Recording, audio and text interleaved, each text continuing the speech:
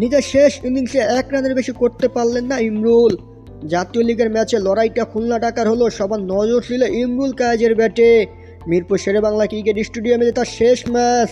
প্রথম ইনিংসে 16 রান করে আউট হলো, সুযোগ ছিল দ্বিতীয় ইনিংসে। বড় একটা ইনিংস খেলে স্মরণীয় করে রাখার মতো একটা শেষ নিশ্চয়ই চেয়েছিলেন ইমরুল, তবে শেষটা রাঙানো হলো না তার। শেষ ইনিংসে 1 রানের বেশি করতে পারলেন না অভিজ্ঞ এই ব্যাটার। দ্বিতীয় ইনিংসে নবম ওভারের প্রথম বলে মোহাম্মদ এনামুল হকের ডেলিভারিটি তিনি ক্যাচ দেন রনি তালুকদারের হাতে।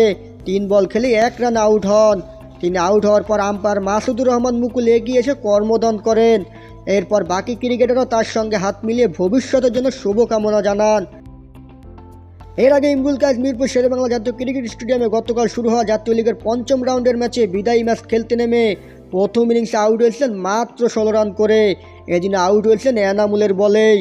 শেষ ম্যাচে মাঠে নামার আগে সতীর্থদের কাছ থেকে পেয়েছেন গার্ড অফ অনার। জাতীয় দলের সতীর্থ মোহাম্মদ আশরাফুল ও একসময় যার সঙ্গে জুটি বেঁধে মাঠে নামতেন সেই তামিম ইকবাল ইমরুল কায়েজকে জানিয়েছেন উষ্ণ অভিনন্দন। প্রেক্ষাপট ছিল দারুণ, তবে ইমরুল উপলক্ষটাকে রঙিন করতে পারেননি পারফরমেন্স দিয়ে। মাত্র 16 রানে এনামুল হকের বলে উইকেটের পেছনে ক্যাচ দিয়ে আউট হয়েছিলেন। টেস্ট অভিষেকের পর হাফ সেঞ্চুরি পেতে ইমরুল কায়েজের সময় লেগেছিল প্রায় 2 বছর, 23টা ইনিংস। সর্বশেষ টেস্ট খেলেছেন 2019 সালে, আর সর্বশেষ 50 রানের ইনিংস খেলেছেন 2016 সালে।